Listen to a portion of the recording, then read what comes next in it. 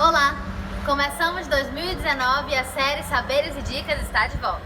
Dessa vez, vamos aproveitar uma aula gravada para o curso de especialização de gestão de projetos e formação docente sobre artigo científico. Na sequência, assista a aula sobre relatório de pesquisa. Bons estudos!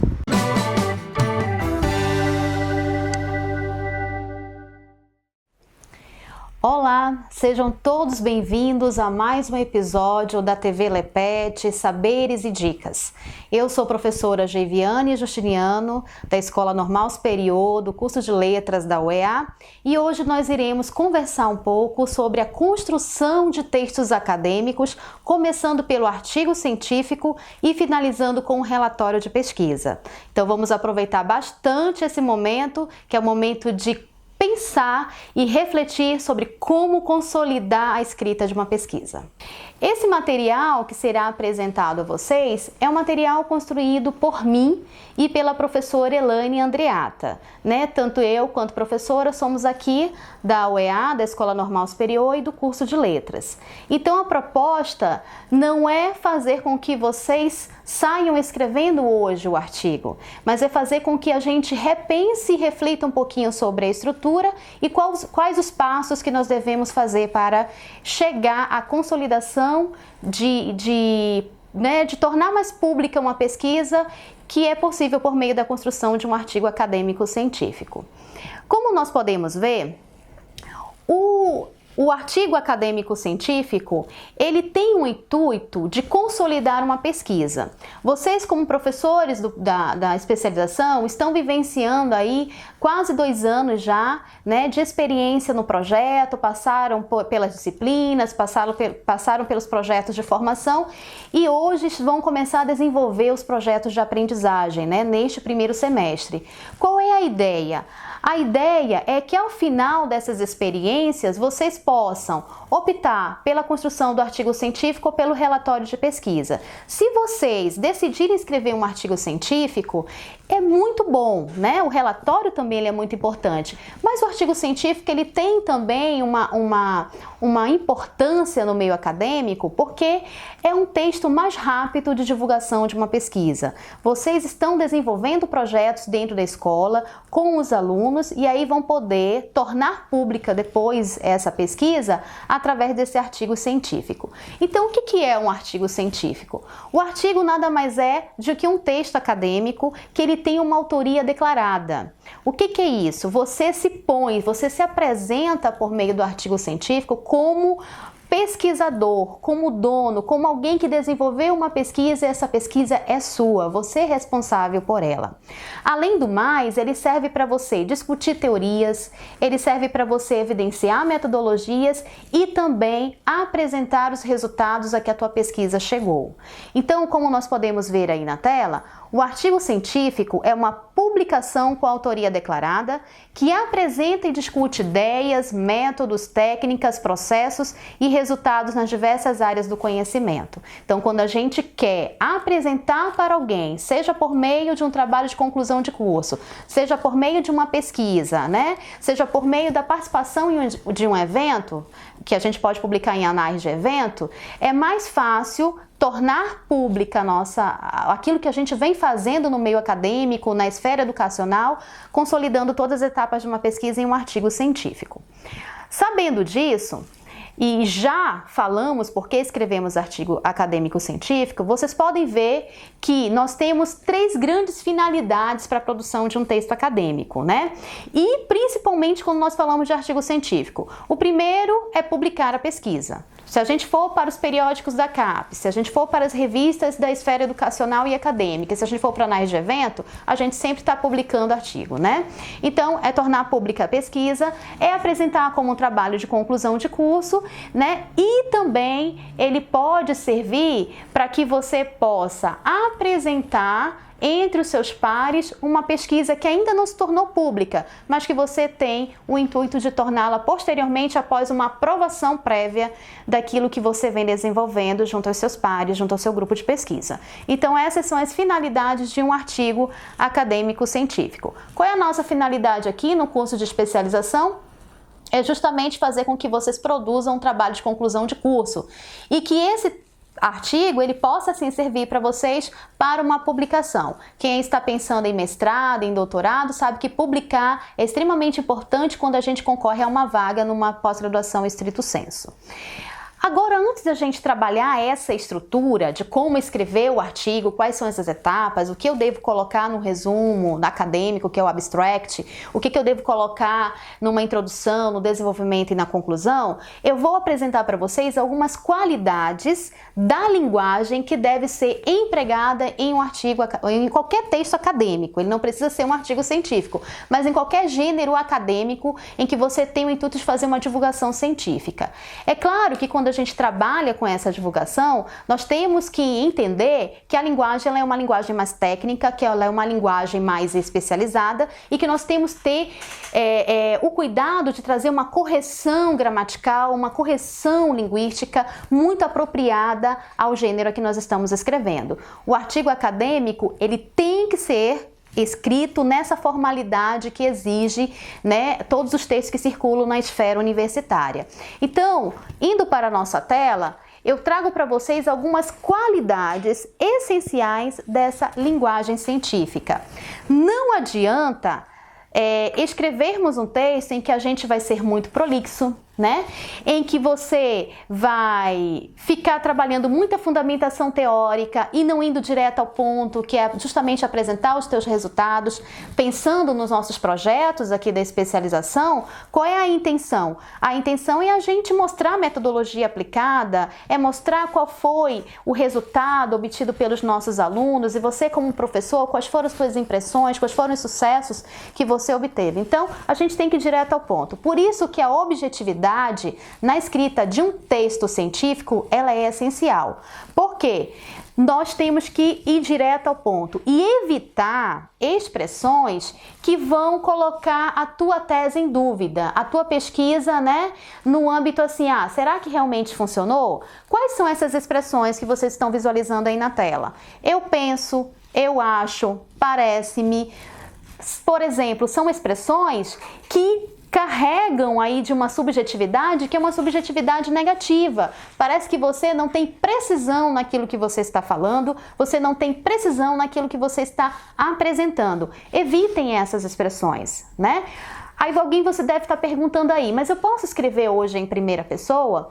Hoje os textos acadêmicos, eles são e apresentam uma característica diferenciada que te dá a possibilidade de escrever sim em primeira pessoa. Não temos problema com isso, principalmente depois da pesquisação, em que o pesquisador ele também se torna um grande participante da pesquisa, a sua subjetividade, né, também é importante para o processo de investigação, e isso trouxe para a gente a escrita em primeira pessoa. Os trabalhos mais sociológicos, antropológicos, por exemplo, eles trazem muito essa característica da primeira pessoa, né?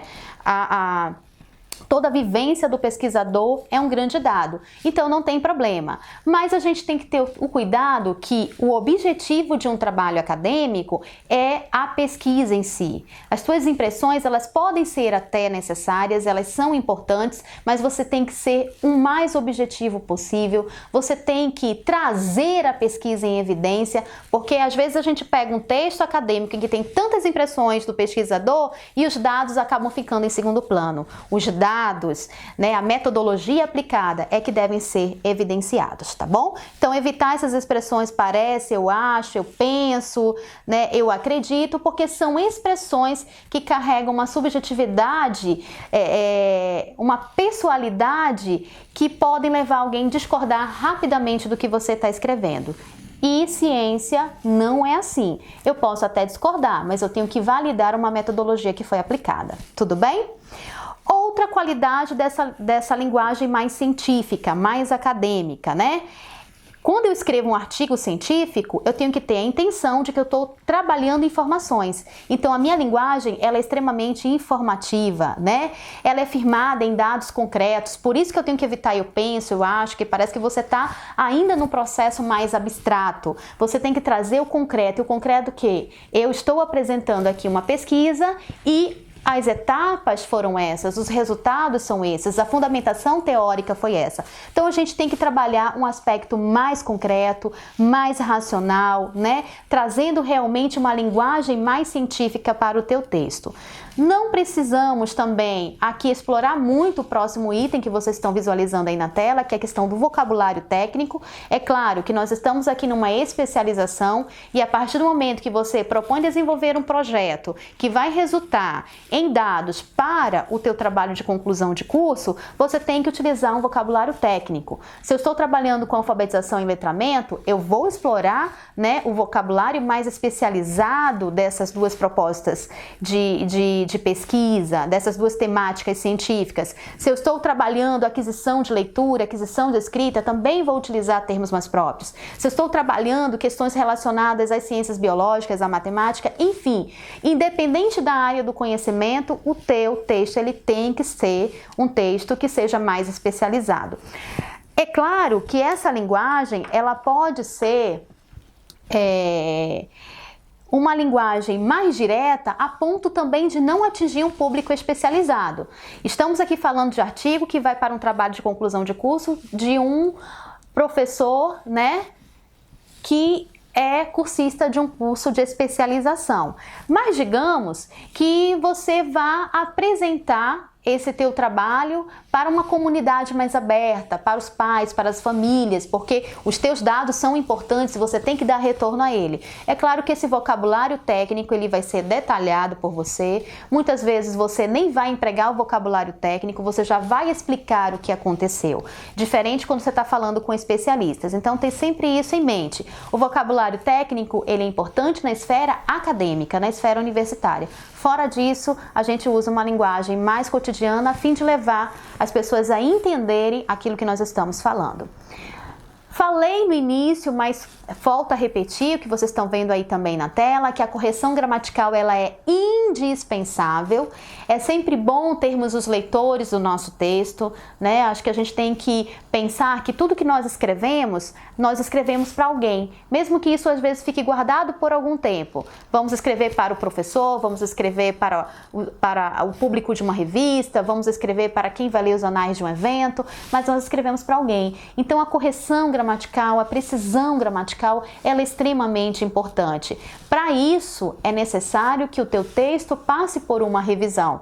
Porque se eu não sou um professor de língua portuguesa, se eu não sou alguém da área de letras, eu não tenho essa obrigatoriedade. Mas eu tenho que entender que ele precisa de uma correção gramatical. Então, procure alguém que possa fazer essa revisão para você, né? Nós temos que ter um uso de parágrafos que não seja também um parágrafo muito extenso. E além disso, ele tem que ter uma articulação lógica.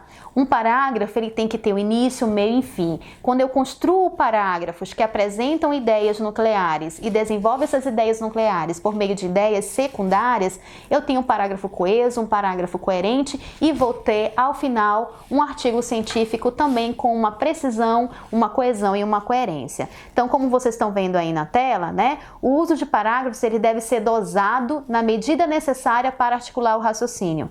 Toda vez que se dá um passo a mais no desenvolvimento do raciocínio, muda-se o parágrafo. Por que isso? Para que o parágrafo não fique muito extenso, para que o parágrafo, né, não fique... às vezes você começa o parágrafo numa página e vai terminar este parágrafo na página seguinte, né? Nós aqui, eu, tanto a professora Elaine, já corrigimos trabalhos em que a gente vivenciou essa experiência de o aluno começar um parágrafo numa página e terminar o parágrafo final da outra página, né? Ou seja, 2 páginas para um único parágrafo.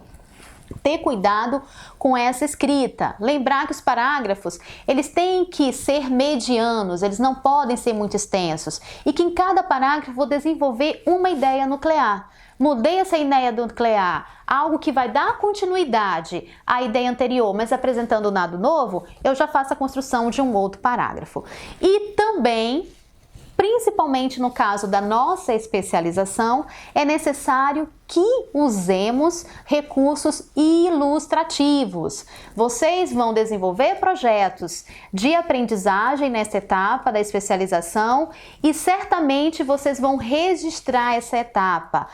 Esse registro é importante fazer parte hoje do teu artigo, então coloque esse registro, faça, anote. É claro que há toda uma regra normativa e técnica de como colocar imagens e fotografias no teu trabalho. Isso aí a gente vai deixar para um outro diálogo que não cabe hoje para esta aula, mas é importante que vocês ilustrem o artigo, principalmente quando nós estamos fazendo uma intervenção pedagógica, que é o que se faz por meio de um projeto de aprendizagem, quando nós estamos apresentando práticas de ensino e aprendizagem diferenciadas, né? Quando nós estamos trabalhando com perspectivas metodológicas para o desenvolvimento do nosso aluno. Então, registrar as etapas é muito importante. Bom, agora eu vou apresentar para vocês uma figura em que ilustra exatamente as etapas de um artigo científico. Essa figura a gente encontra facilmente em qualquer trabalho que trate da construção de textos acadêmicos, principalmente na consolidação de um artigo científico. Então, eu preciso que vocês observem o seguinte: lá no início dessa imagem, eu tenho ali o aspecto mais geral, que é quando nós estamos na introdução. Então, observem que a introdução ela traz uma contextualização da tua pesquisa, trazendo dados mais gerais. Então, você começa apresentando, né, um contexto maior da tua temática.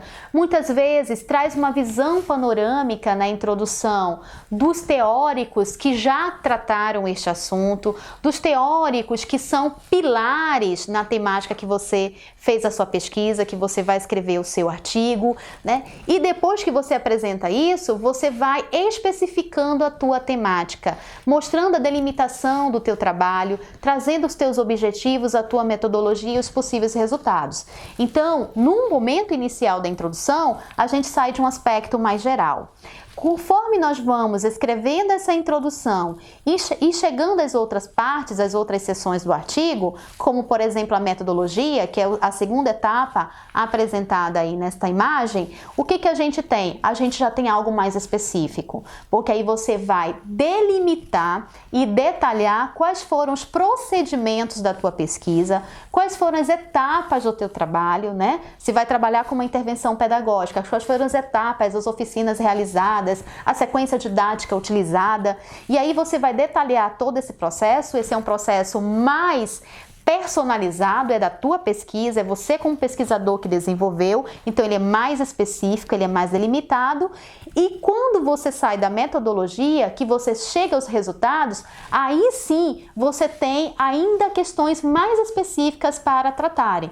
Então eu saio de um contexto maior que está na introdução, delimito, né, um processo de investigação na minha metodologia, como é que eu investiguei, como é que eu fiz, e depois eu chego aos resultados, que são resultados de um processo de investigação que foi feito por você. Então ele é mais específico ainda, conforme a gente pode ver na imagem, né? Eu tenho as duas setas para baixo, caminhando para baixo, que vai para a discussão dos resultados, e dizendo que ele é mais específico.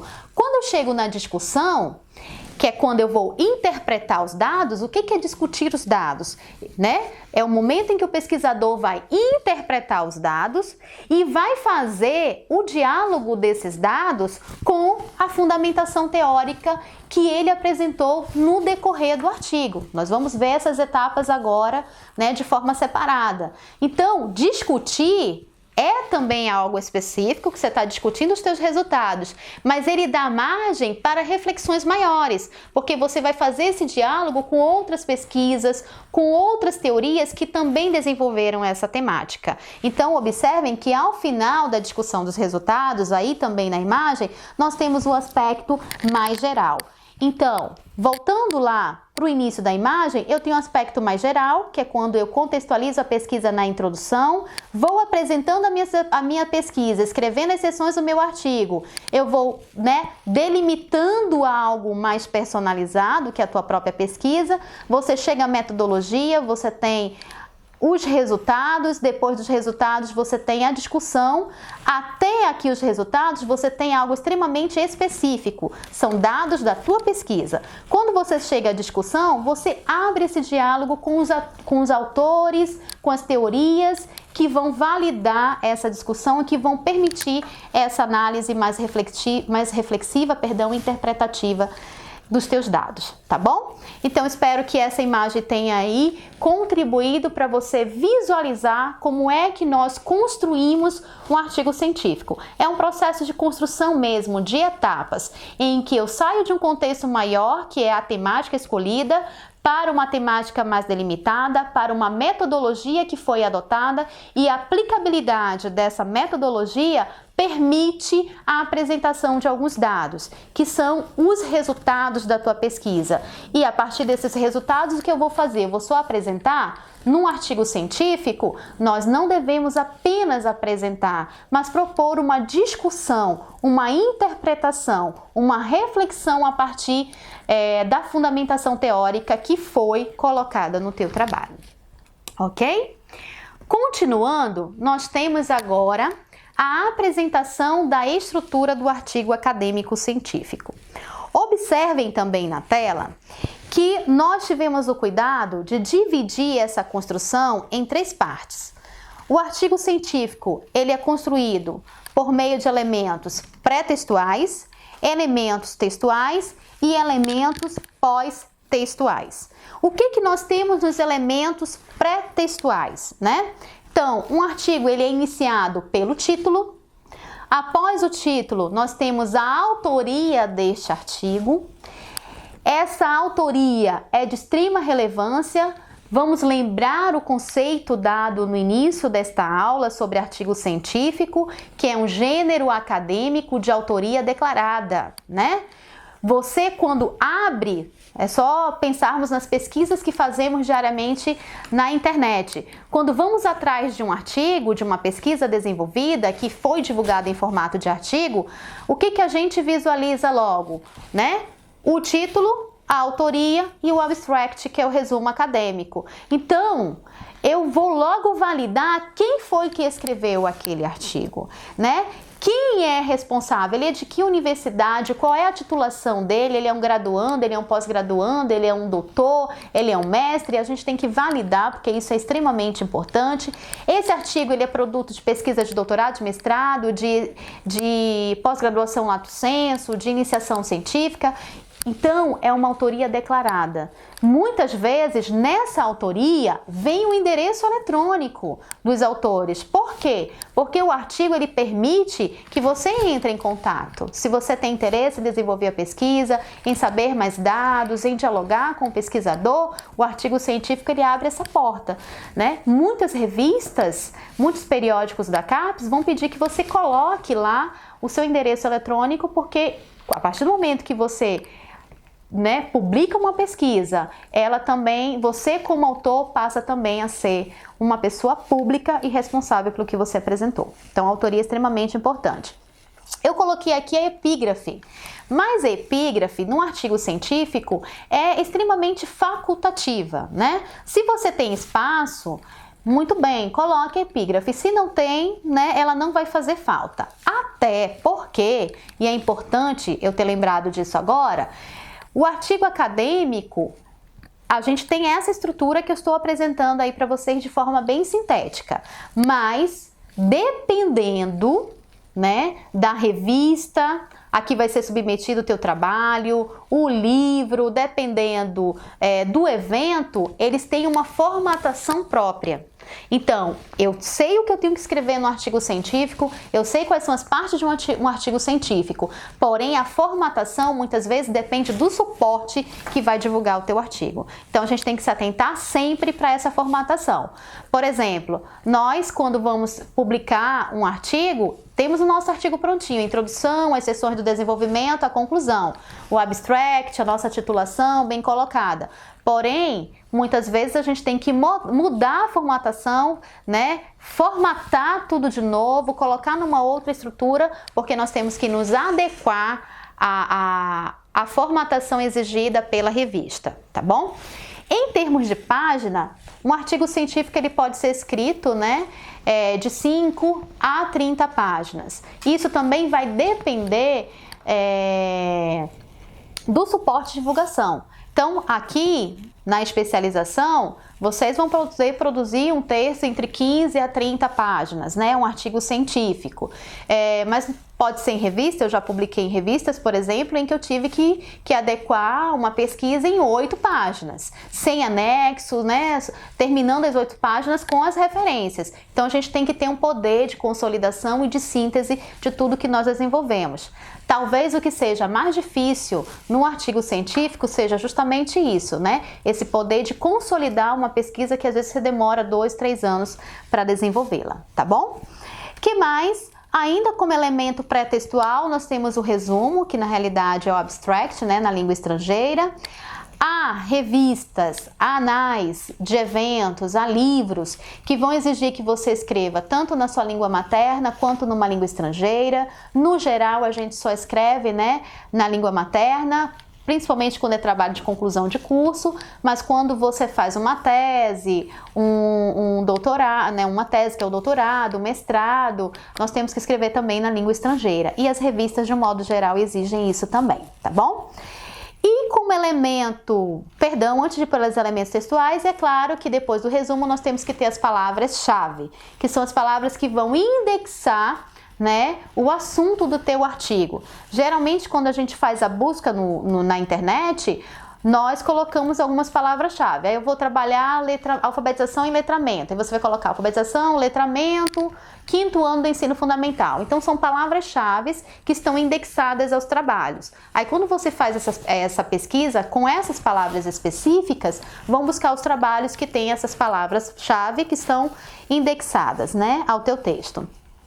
Como elemento textual, nós temos, né, a introdução, nós temos o desenvolvimento. O desenvolvimento ele é organizado por seções, nós vamos entender isso melhor daqui a pouco, e finalizamos com a conclusão. E como elementos pós-textuais, nós temos as referências. Lembrando que as referências, né, é um elemento pós-textual e que você deixa para colocar nelas somente a fundamentação, realmente as obras que foram colocadas no teu trabalho, tá? Então, essa é a estrutura do artigo acadêmico científico, é dessa forma que ele deve ser organizado, é dessa forma que, se você fazer a opção pela produção do artigo aqui na especialização, é assim que você deve construir o teu trabalho, tá bom? Vocês devem estar pensando, professora, né, e os anexos e os apêndices, né, onde nós colocamos? Após as referências, tá bom? Vamos colocar os anexos e os apêndices. Porém, como trabalho de conclusão de curso, você tem essa possibilidade de anexar, né, de colocar. Quando você está publicando uma revista, nem sempre a revista te dá espaço para colocar os apêndices e os anexos, tá bom? Então, isso também é bem facultativo e depende do suporte de divulgação do teu artigo.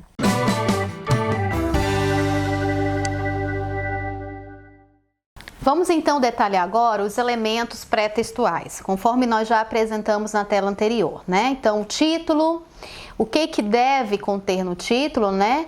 Como vocês podem observar aí na tela, o título e o subtítulo, hoje é muito interessante escrever com subtítulo, porque o subtítulo ele tem uma capacidade de delimitar ainda mais a tua pesquisa. Eles devem figurar na página de abertura do artigo na língua do texto, ou seja, na língua materna, ou então, se você submete para uma revista estrangeira, naquela língua da revista, né? E o título, conforme a gente pode ver aqui nesse exemplo, ele sempre está de forma centralizada. Então, está no topo da página, claro, obedecendo toda a questão de margens da ABNT. Então, ele está no topo da página. Geralmente, este título ele vem em caixa alta. Se ele não vem em caixa alta, isso é uma exigência do suporte de divulgação da revista ou do livro. Como é o caso aqui, vocês têm aí um título que não está em caixa alta, né? Apenas a maiúscula está na palavra inicial. Além disso, a gente tem também neste título o subtítulo, que o torna bem interessante e bem delimitado. Então, Como é que é o título aí? Para não ser trapo no mundo, as mulheres negras e a cidade na narrativa brasileira contemporânea. Então aqui eu tenho o título centralizado, título e subtítulo, né, que estão no topo da página e que após esse subtítulo eu vou ter a autoria. E aí eu volto aqui rapidamente a outra tela para a gente explicar essa questão da autoria, né? Já falei que a autoria ela é extremamente importante no artigo científico porque depois do título que aparece é a autoria. Então, quando eu vou colocar a autoria, eu coloco o nome completo dos autores, né? Na forma direta, ou seja, eu não coloco ponto nem nada e evito também abreviações. E esse nome, esse autor, ele vem acompanhado de um breve currículo que vai qualificar tanto o autor do artigo quanto vai qualificar o teu trabalho. Porque a qualidade também de um trabalho vem muito daquele que escreve, né? Da experiência acadêmica que ele tem naquela área. O que acontece? Vamos ver aqui o exemplo. Então, eu tenho aí a autora, que é a Regina Dal Castagné. Observem que essa autora aqui tem um número ao lado do nome dela, né? Que vai indicar uma nota de rodapé. E em nota de rodapé vem os dados dessa autora, que é professora titular de literatura brasileira da Universidade de Brasília e pesquisadora do CNPq, e traz o endereço eletrônico, o seu e-mail. Então, é interessante isso também, colocar o título, colocar o nome do autor e já colocar a instituição a que ele é vinculado, esse mini currículo que valida também ainda mais a pesquisa. Geralmente vem nota de rodapé, tá bom? E é assim que você deve fazer aqui para especialização. Depois que você escreve o título e o subtítulo, é hora de elaborar o resumo, né? Alguém está falando assim, professora, mas eu não faço o resumo depois que eu já escrevi toda a minha pesquisa, porque o resumo é a última parte, o resumo, a introdução, né? Embora não sejam as primeiras partes do artigo, é a última coisa que eu faço. É isso mesmo, mas aqui nós estamos trabalhando o artigo do início ao fim. E agora você vai entender o que você deve colocar no resumo. Porque um resumo acadêmico, ele tem uma estrutura, uma composição que é própria. Cada autor vai escrever o resumo do seu jeito, mas há elementos que não poderão deixar de fazer parte deste resumo. Então, o que você deve colocar no resumo acadêmico, que é o que você está vendo aí na tela, né? Você tem que colocar os objetivos, a metodologia, os resultados e a discussão, ou seja, a conclusão a que você chegou de forma bem sintética, bem generalizada. Geralmente a gente coloca a conclusão, os dados, né, mais gerais a que foram chegados, tá bom? Depois do resumo a gente tem que ter a palavra-chave. Vamos trazer um modelo de resumo para vocês que foi escrito pela professora que me ajudou a construir esse material, que é a professora Elaine Andreata, mais duas professoras da universidade, que é a professora Lorena Nobre e a Renata Nobre. Então, vocês estão vendo aí na tela o título do artigo: Multimodalidade e realizações intertextuais desenvolvendo multiletramentos. Abaixo do título nós temos as autoras com as suas respectivas, né, instituições, todas da UEA, e é claro que eu não coloquei aqui, mas tem uma notinha de rodapé, e em cada nota de rodapé tem a titulação e o endereço eletrônico desta professora. Agora, na tela seguinte, observem que a gente tem o resumo. Este resumo aqui, ele tem em torno de 300 palavras. Um resumo acadêmico, ele pode ser escrito entre 200 a 300 palavras. Dependendo da revista, do livro, a gente pode escrever mais. Resumo expandido, por exemplo, ele pode ser escrito até com 3.000 palavras, né? Um resumo expandido, geralmente ele substitui a produção do artigo. Mas o resumo acadêmico, aquele que vem, né, depois da autoria, que vem antes da introdução de um artigo científico, ele é construído entre 200 a 300 palavras, tá bom? E ao final dele tem palavra-chave. O que a gente não pode esquecer que deve ter num resumo, que é o abstract? Ele deve ter objetivos, ele deve ter fundamentação teórica, metodologia e resultados. Esses 4 elementos não podem deixar de existir na produção do teu resumo acadêmico. Vai escrever o resumo? Já coloca. Você tem que colocar qual é o objetivo da pesquisa, qual foi a fundamentação teórica utilizada na pesquisa, qual é a metodologia aplicada e a que resultado você chegou. Depois que você tem ideia do que vai fazer com esses 4 elementos, que eles têm que fazer parte do artigo, aí você pode colocar uma introdução, você pode concluir o teu resumo da forma como você desejar. Observem o modelo de resumo que nós temos aqui, que é esse trabalho sobre multiletramentos. As autoras começam assim: pensando em diminuir a distância entre teoria e prática, bem como entre ensino de língua portuguesa e de literatura, apresentamos neste trabalho uma proposta de atividade didática capaz de evidenciar que a construção dos significados depende de inúmeros conhecimentos, como o linguístico, o enciclopédico e o interacional, além da compreensão das outras modalidades da linguagem. Observem que aqui ela ainda não falou diretamente do objetivo do trabalho, mas ela está apresentando a temática do artigo, né? É o primeiro período do seu resumo.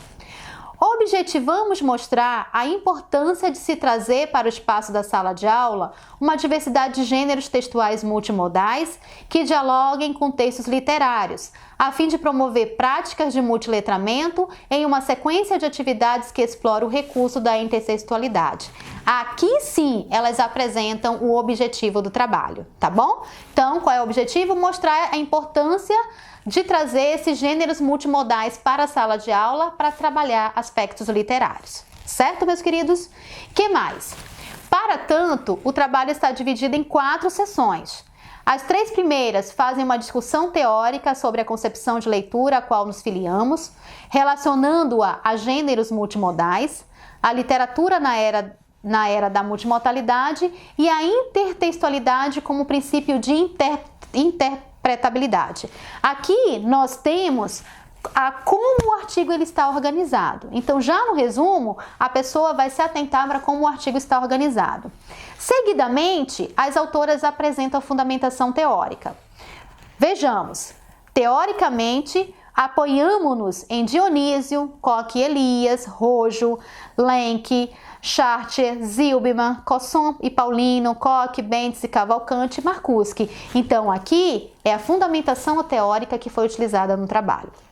Na 4ª sessão, apresentamos 2 propostas de atividades didáticas de leitura, cujo enfoque é a multimodalidade e a intertextualidade. Para a primeira atividade, selecionamos diferentes gêneros multimodais que dialogam com o poema Quadrilha de Drummond e para a segunda, com poemas de Manuel de Barros. Então, ainda explicando como é que o artigo está organizado. Nossa proposta pretende contribuir com a interpretação dos possíveis sentidos que a intertextualidade possa constituir, ou seja, que efeitos de sentido são gerados a partir da análise de diferentes gêneros que se relacionam. Ao explorar a multiplicidade de linguagens acionadas em um momento de textualidade eletrônica, pretendemos contribuir para o desenvolvimento da competência da leitura de uma infinidade de gêneros, sejam aqueles que já estão no cotidiano dos alunos, sejam os que já garantiram seu lugar na escola. Ao final, nós temos as seguintes palavras-chave: leitura, gêneros multimodais, multiletramentos e intertextualidade. Observem que é um resumo mais extenso.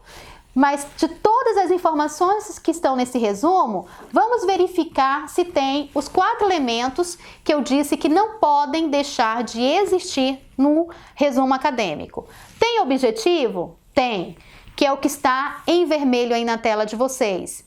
Tem fundamentação teórica? Tem, que é o que está em azul. Tem a metodologia aplicada? Tem. Sabe onde é que está a metodologia aplicada? Está aqui, olha. Quando ela fala para a primeira atividade, selecionamos diferentes gêneros multimodais que dialogam com o poema Quadrilha de Drummond. Para a segunda, com os poemas de Manuel de Barros. Essa foi a metodologia da intervenção pedagógica que elas fizeram, né? E temos os possíveis resultados, que começa aqui, olha, ao explorar a multiplicidade de linguagens acionadas, né? Verificamos o desenvolvimento da competência da leitura de uma infinidade de gêneros, sejam aqueles que estão no cotidiano, aqueles que já garantiram seu lugar na escola. Então aqui elas trazem uma reflexão dos possíveis resultados. Então eu tenho, dentro desse resumo acadêmico, nós temos aqui os 4 itens que são indispensáveis na construção, né, de um abstract, que é o resumo. E ao final nós temos aqui as palavras-chave. Quantas palavras-chave nós devemos utilizar? De 3 a 5 palavras-chave. Lembrando que as expressões também se caracterizam como palavras-chave. Por exemplo, gêneros multimodais. Você não tem aqui só uma palavra, você tem aqui uma expressão, mas ela funciona como palavra-chave. Outra pergunta, né, que sempre fazem quando a gente trabalha a questão da produção do resumo. Você pode escrever as palavras-chave em letras minúsculas. Você pode escrever cada palavra-chave com letra maiúscula. Isso depende da formatação, né, que estão pedindo para essa publicação. E o mais usado é letra maiúscula em cada palavra-chave e ela separada por ponto e vírgula. É o que mais se utiliza, tá bom? Eu trago aqui um outro exemplo de resumo acadêmico mais simples, mais sintético, né? Que dá menos de 200 palavras. Então, observem, aqui nós temos o título, que é a realização do sujeito anafórico de terceira pessoa na fala culta de Manaus. É o título do texto. Aqui nós temos a autora, né? Esse aqui foi um artigo de minha autoria. Nós temos aqui a nota de rodapé, nós temos aqui um número que indica uma nota de rodapé, que não está aqui, mas que vai colocar alguns dados, né? De onde eu sou e qual é o meu endereço eletrônico. E aqui, a formatação da revista pediu que já colocasse as instituições vinculadas. Nessa época eu estava também vinculada ao FAM, porque foi na época em que eu fiz o meu mestrado. E o endereço eletrônico também já vinha pedindo para escrever o endereço eletrônico após esses dados iniciais da autoria. Bom, o que eu quero mostrar para vocês aqui não é esses dados não, é o resumo. O que deve ter no resumo? Vamos relembrar aí, né? O resumo acadêmico deve conter objetivo, fundamentação teórica, metodologia e resultados, né? Possíveis resultados, após palavras-chave. Quantas palavras-chave? De 3 a 5 palavras-chave. Então, observe o resumo. O presente artigo tem o objetivo de verificar como o sujeito anafórico de terceira pessoa realiza-se na fala culta de Manaus. Para tanto, foram analisados 3 inquéritos do projeto FAMAC, Fala Manauara Culta, no total de 6 informantes, considerando os princípios da sociolinguística e os pressupostos do funcionalismo. Os resultados, embora parciais, revelam a predominância do sujeito lexical em detrimento do nulo e indicam funções de tópico para o sujeito anafórico expresso de terceira pessoa. Como se observa, é uma investigação de total importância por ampliar o conhecimento do português falado no Brasil, numa localidade ainda pouco investigada, Manaus. O que a gente tem aqui? O objetivo no início do resumo. Nós temos a metodologia aplicada. Foram analisados 3 inquéritos de 6 informantes. Isso aqui é método, é o método da sociolinguística. Temos a fundamentação teórica, que é a sociolinguística e o funcionalismo. Aqui não se citou o autor, mas se citou a teoria, é fundamentação. E temos os resultados. Aqui os resultados são parciais. É interessante isso, porque um artigo científico, ele pode ser escrito para apresentar o dado já final de uma pesquisa realizada ou apresentar os resultados que vão sendo alcançados no decorrer da pesquisa. Então, a pesquisa não precisa estar finalizada para a gente escrever um artigo. As palavras-chave aqui são 4 palavras, né? Sujeito anafórico, terceira pessoa, sociolinguística e funcionalismo. Tudo bem? Então, só para enfatizar aí mais uma vez como se dá a produção de um resumo, que na língua estrangeira é chamada de abstract. Vamos agora, saindo do resumo, indo para os elementos textuais. Quais são os elementos textuais? A introdução, o desenvolvimento, né, e a conclusão do teu artigo. O que a gente deve colocar na introdução? Na introdução, você deve colocar a contextualização do tema, você contextualiza o tema, depois você traz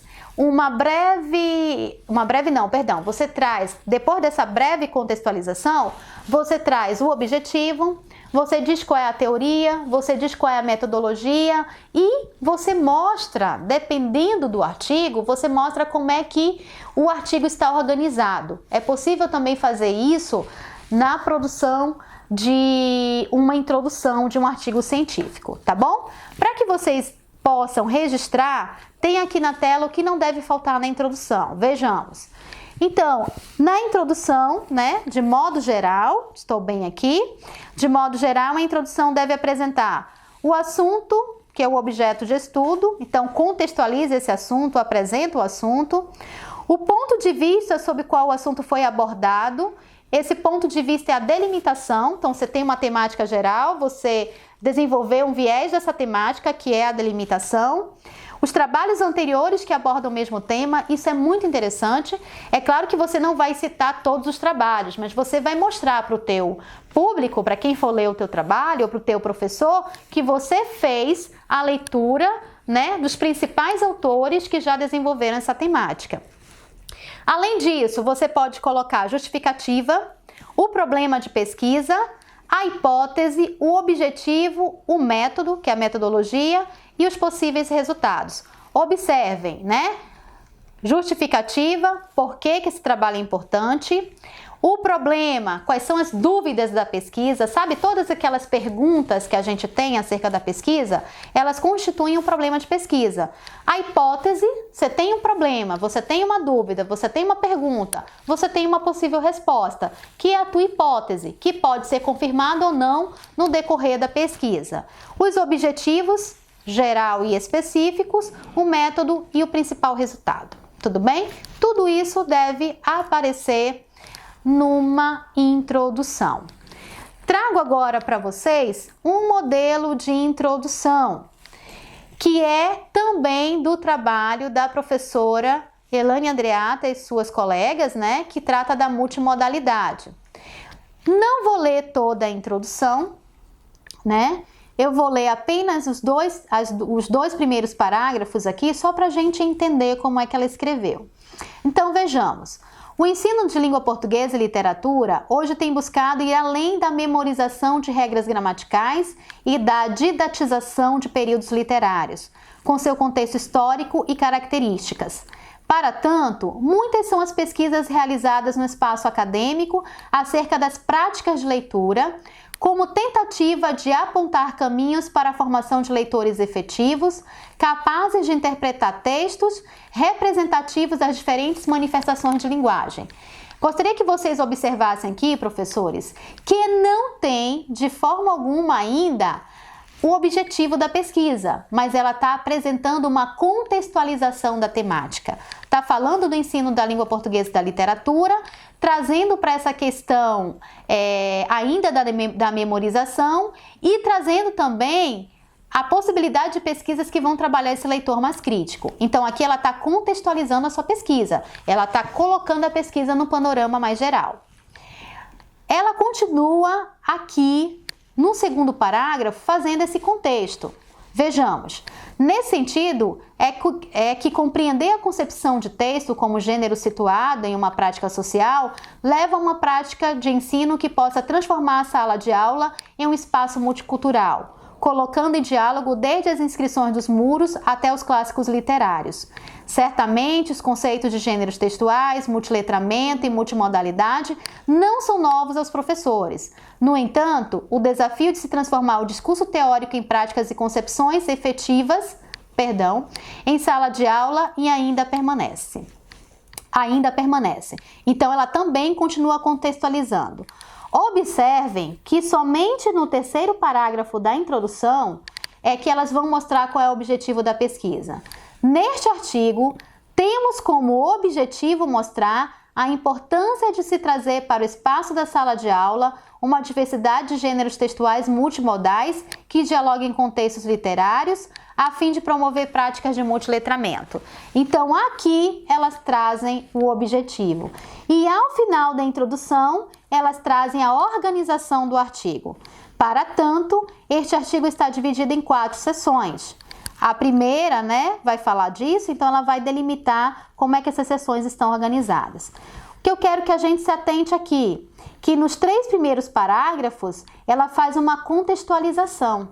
E essa contextualização traz o problema da pesquisa, além de trazer um panorama geral da temática, traz o problema da pesquisa, traz também a importância da pesquisa e somente no 4º parágrafo é que ela vai trazer o objetivo do trabalho. Essa é uma forma de escrever a introdução. Uma outra forma é o que vocês estão visualizando aí na tela, tá bom? O que a gente tem aqui? Uma introdução de 1, 2, 3, 4, Estão acompanhando aí comigo, 1, 2, 3, 4 parágrafos. E observem que essa introdução, quando começa aqui em conhecer, traz uma contextualização da temática. Essa introdução é deste trabalho aqui, ó. Vamos voltar. É o trabalho do sujeito anafórico, tá bom? Então, observem que esta introdução, ela faz uma contextualização, que é essa parte que não está em destaque, que não está em amarelo. Quando começa o amarelo, ela começa a dizer qual é o objetivo do trabalho. Por isso, propõe avaliar o uso do sujeito anafórico de terceira pessoa na fala culta de Manaus, a fim de verificar em termos específicos se essa categoria de sujeito ocorre com o uso do sujeito pronominal preenchido ou de forma nula.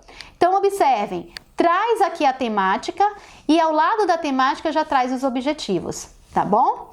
E aí, ao lado dos objetivos, já traz a fundamentação teórica. Já cita aqui quais são os autores, com quem ela vai dialogar. Apresenta aqui também, no parágrafo seguinte, mais uma autora, que é Santos, fala um pouquinho sobre ela. No 3º parágrafo, a autora teve o cuidado de trazer o problema de pesquisa, Diante disso, surge outro problema, que funções discursivas estariam contribuindo para a realização preenchida do sujeito na terceira pessoa. Então, traz aqui o problema de pesquisa.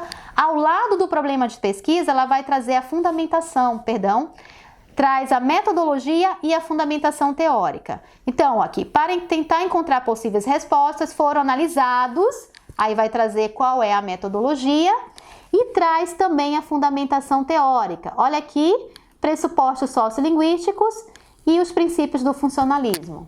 É a teoria aplicada. E encerra com uma possível conclusão mostrando a importância da pesquisa. Como se observa, por ser uma pesquisa preocupada em evidenciar como se constitui mais um fenômeno linguístico do português do Brasil, numa localidade específica como Manaus, torna-se um trabalho de extrema relevância. Então aqui, a autora não teve o trabalho de explicar como é que o artigo estava organizado, mas de colocar o objetivo, de colocar a fundamentação teórica, de colocar a importância do trabalho, de contextualizar a temática e de trazer a metodologia. Tudo bem? É isso que deve ser colocado em uma introdução. Quando nós vamos para o desenvolvimento, o que nós devemos colocar no desenvolvimento, Bom, o desenvolvimento depende de cada artigo, Como é que você vai desenvolver? Geralmente no desenvolvimento, na primeira sessão do desenvolvimento, você apresenta de forma bem canônica, bem tradicional, de construção de um artigo, a fundamentação teórica. Depois da fundamentação teórica, você apresenta a metodologia do teu trabalho e depois da metodologia você traz os dados já com a discussão e encerra com as considerações finais ou a conclusão. Então, o desenvolvimento do trabalho, que é organizado por sessões, um artigo científico ele é organizado por sessões, depende muito do que você quer escrever. E aí eu vou ter o cuidado agora de apresentar para vocês o artigo da professora Elane, Lorena e Renata, que é esse que nós acabamos de ler da multimodalidade, tá? Observem, né? Aqui está o título centralizado, o título está em caixa alta, você tem as autorias, você tem o resumo, acompanhado das palavras-chave, traz a introdução, nós já analisamos a introdução escrita por elas, aí vem o desenvolvimento do artigo.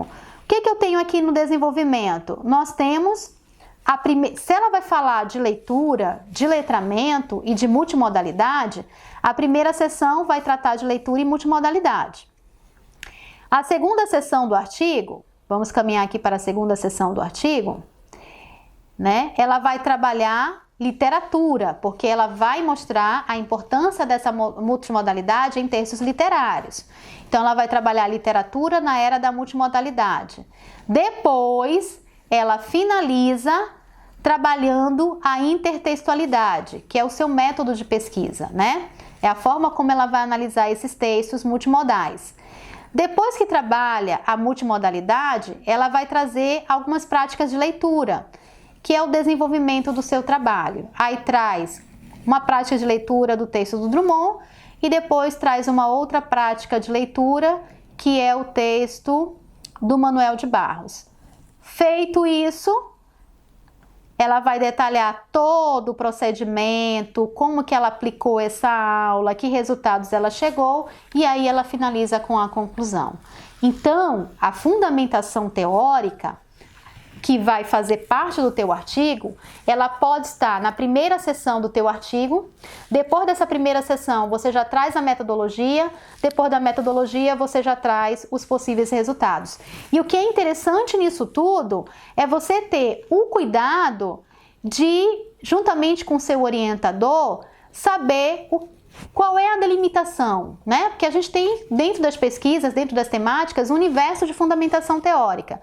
E essa fundamentação teórica, ela tem que ser dialogada. Eu não posso jogar a fundamentação teórica no meu texto e chegar lá nos resultados e não fazer o diálogo com a fundamentação teórica adotada. É muito importante que, ao chegar aos resultados, você dialogue com os teóricos que subsidiaram a tua pesquisa. Isso é extremamente relevante, porque muitas vezes, né, o aluno faz o artigo, trabalha bem a fundamentação teórica, traz a metodologia, quando chega aos resultados, cadê o diálogo? Para que então serviu a fundamentação teórica colocada no início do artigo científico? Serve justamente para que, quando você chegar à interpretação dos teus dados, chegar à análise dos teus resultados, você possa dialogar com a teoria adotada, certo? Voltando aqui para os nossos slides, nós já estamos chegando à etapa final do artigo científico, né? Vocês têm aí na tela toda uma discussão sobre a fundamentação teórica, que é esse diálogo entre os autores, né? E esse diálogo, que faz por meio de uma revisão da literatura, hoje ele vai tanto do início quanto ao fim. E o que eu quero destacar é o seguinte: há pesquisas em que a gente tem a fundamentação teórica, a metodologia e os resultados, de forma bem assim dividida. Há artigos científicos hoje que já começam com a metodologia e os resultados, e a fundamentação teórica não vem arrumadinha como uma revisão da literatura. Ela vem para dar suporte a toda a metodologia aplicada e a todos os resultados alcançados. Então, se você fizer a opção de fazer um artigo científico em que a revisão da literatura não vai estar numa seção primeira do teu artigo, e sim já trazendo os dados da tua pesquisa, essa revisão da literatura que você fez, ela pode ser colocada no decorrer da apresentação dos teus dados e da discussão, e ela vem para dar suporte, para dar sustentação à interpretação que você está fazendo dos teus resultados, tá? Isso é importante porque às vezes a gente vai para uma banca de TCC e o que a gente vê? Uma extensa fundamentação teórica, uma metodologia bem explicada, aí resultados, 2, 3 páginas que não estão explorados e que em nenhum momento fazem menção à teoria que foi colocada no início do artigo. Fundamentação teórica dentro de um texto acadêmico só tem validade quando ela serve para dialogar com os teus dados, certo? Para fechar, espero que vocês tenham aí acompanhado a nossa aula, tenham gostado. Para fechar, eu trago aqui uma brincadeira para vocês, né? Eu e a professora Elaine. né? Eu não sei se vocês lembram da Nazaré Tedesco. Aí nós temos aqui o seguinte: queridos orientandos, trouxe outra bibliografia complementar para ser lida durante o feriado. Divirtam-se sem moderação e façam fichamentos. Porque quando a gente escreve um texto acadêmico, como, né, para entrega de um TCC, a gente só falta enlouquecer e os professores parecem que estão sempre, né, muito tranquilos. Para fechar, eu trago aí as considerações finais, o que você deve colocar na conclusão.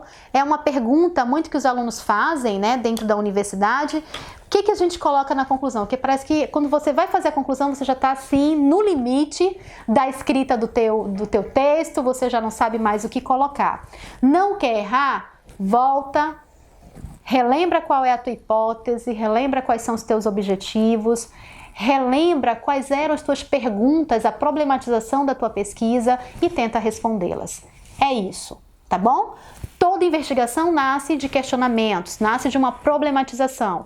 Você tem perguntas. No momento que vocês estão construindo o projeto de aprendizagem, por exemplo, trazendo muito para a nossa realidade aqui da especialização, vocês estão construindo porque vocês fizeram um diagnóstico, vivenciam uma realidade que precisa de uma intervenção, então vocês vão construir um projeto de aprendizagem. Então vocês têm perguntas. Será que esse método vai dar certo? Será que eu vou realmente desenvolver a competência matemática, linguística do meu aluno, né? Vocês vão fazer perguntas. Conclui tentando responder, tá bom? Essas perguntas e você não vai errar. Também trago algumas dicas aqui para vocês, né? Que vocês podem visualizar aí na tela. Então, você pode concluir fazendo uma revisão, uma interpretação dos resultados obtidos.